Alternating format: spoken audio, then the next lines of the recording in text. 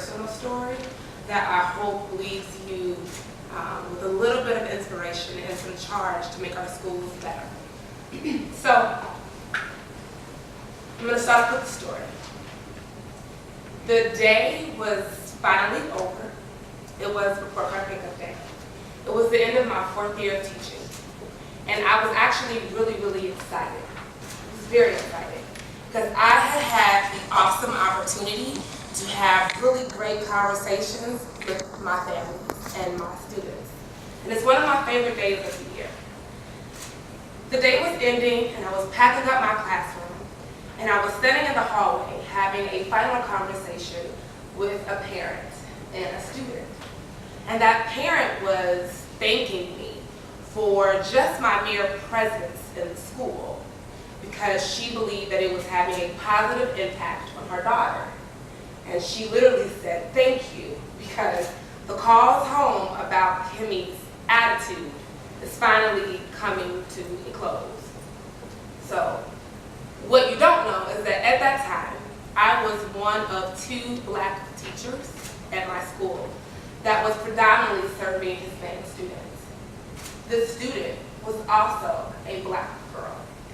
And that one little commonality had created a pretty safe space for she and I and several other of the black students that attended my school. So Mom and I, we are hugging and saying our goodbyes, and we are laughing a lot. And I, if you know anything about me, I'm laughing loudly. Like really loudly. Like down the hall kind of laugh. And another teacher walked past us as she exits the building. And this teacher stops and looks at me. And she says, "Miss Reid, you are so ghetto."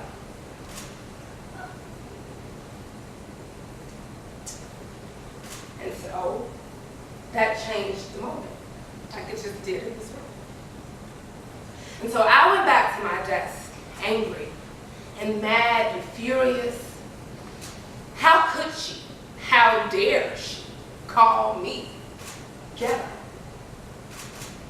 And I went back through all that I thought I had accomplished, looked at it. I am the daughter of a single parent home. I'm also the daughter of a convicted felon. And yet throughout my life, I worked very hard. Hard enough to make myself find a path to Spelman College. I earned a master's degree from an Ivy League school. I had started my own nonprofit all before the age of 25. And yet in that moment, to my colleague, I was still just a ghetto black girl. I share that moment with you because it was a turning point for me. I'm not here to vilify my colleague at the time or to even ask for your sympathy because, to be honest, I don't need it. But I want to share with you what that moment did for me professionally.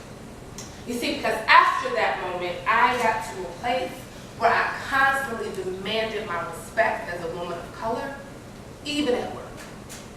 And I began to unpack the reasons why me being a black woman meant so much to my other students and families of color. I began to have really bold conversations when I became principal about race and equity with my teachers and with other school leaders across my network. And my work with my brown and black kids just became that much more personal for me because that moment taught me that race matters. When I think about where we are now as a country, with names of unarmed black men being killed on a regular basis, I know that we once again are being reminded about the ugly effects of racism. And as a school leader or as an educator, we are asking ourselves, what do we do? What is our role and our responsibility in this conversation? And I'm honest, I am not race expert by any means. But what I do have is a story and a journey about how I took intentional steps at my school to build a more equitable and safe space. And I do that with a lot of intention, and I charge other school leaders to do the same. So, this is what I'm working on. One is that we as school leaders have to push through the fears that we all humanly feel when it comes to talking about race. We gotta get over it. Two, we have to accept the fact that we do have a role. We are responsible in that conversation. And then three, we have to utilize really practical tools to transform our schools to really be equitable spaces for all of our students. And it is my opinion that if we fail to do that, any other success we may have with our kids will be fleeting. I am a huge fan of naming the elephant in the room. So I'm going to go right in immediately. That is to say, you and I both know that we genuinely are uncomfortable and afraid to talk about race. And there are reasons why, right? Like one, no one wants to be seen as the racist. No one wants that. Also, like, if you're me, you're afraid to be seen as the angry black woman. So it is unsafe to do that.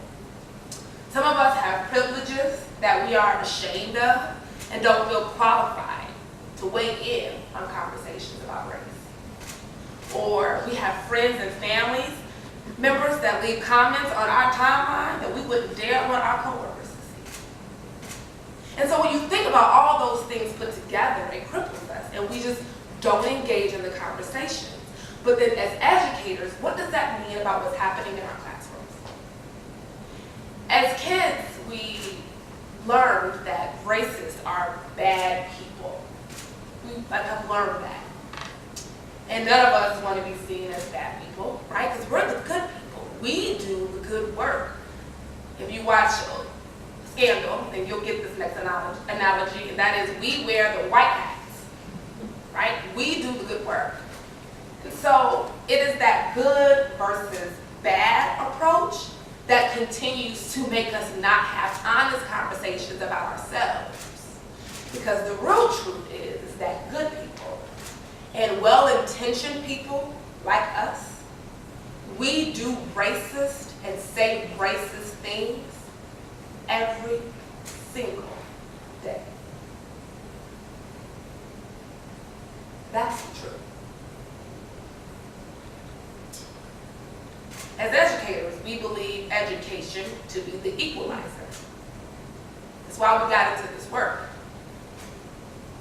So let's see how good we're doing at equalizing. Let's take a look at some data.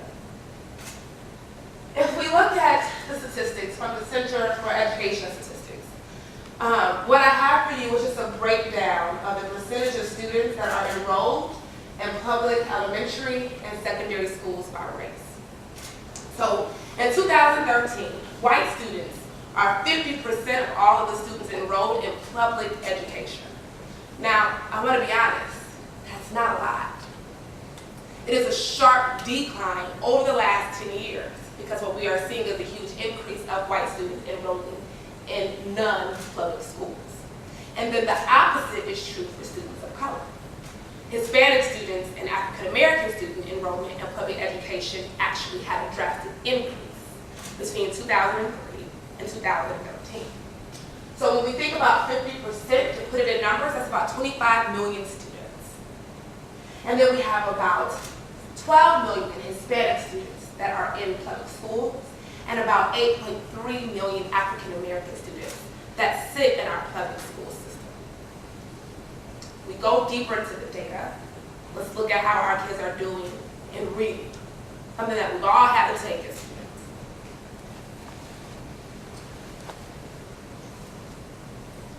What you see on the graph behind me are very different bar graphs. there's a reason for that. So as early as 4th grade, only about 20% of white students are not reading on grade level.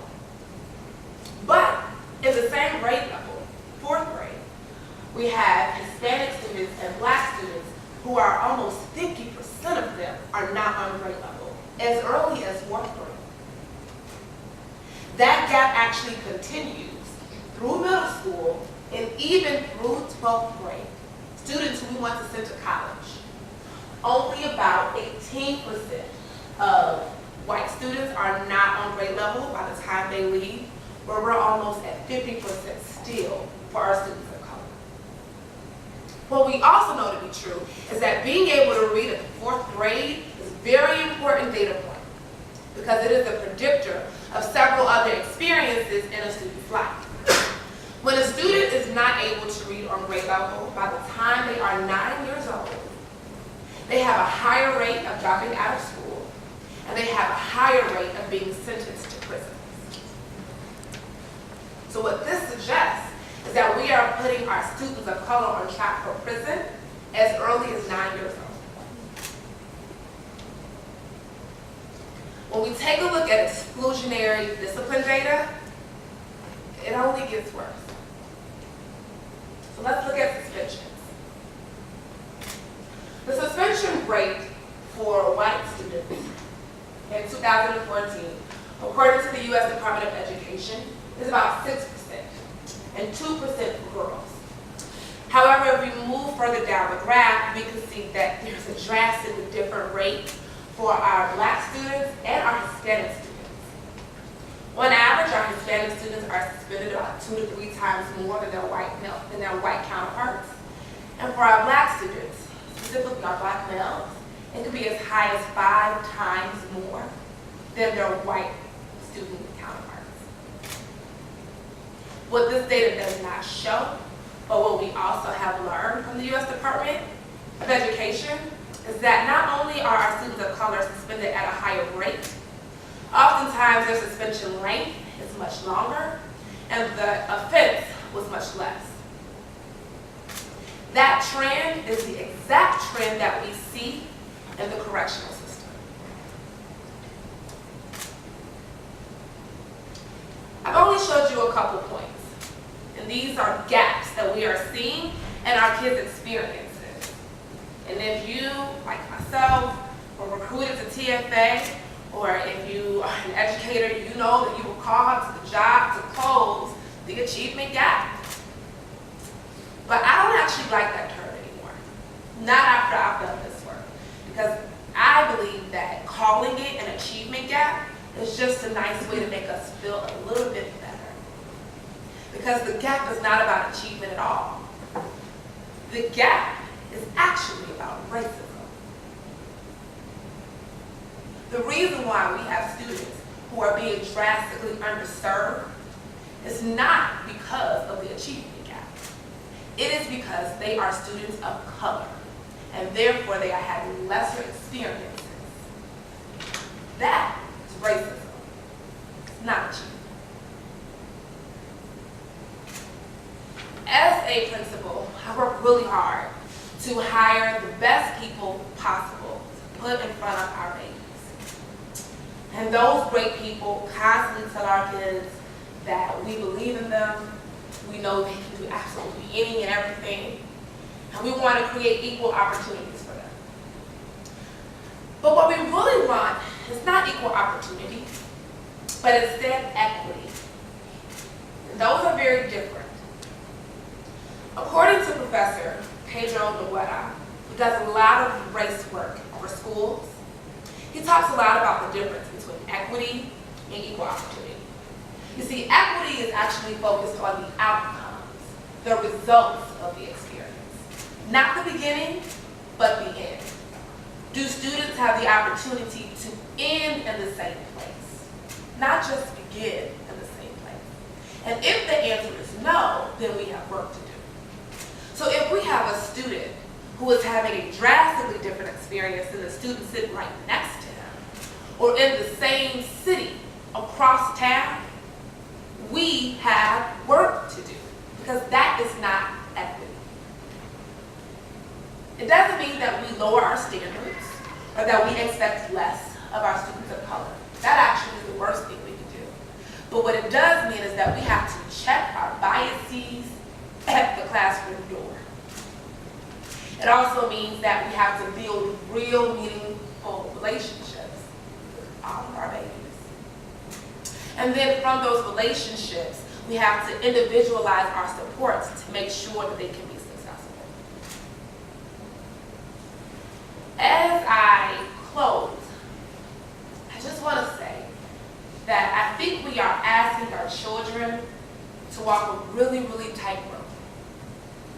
We are underfunding their schools, but then we are over-policing their neighborhoods.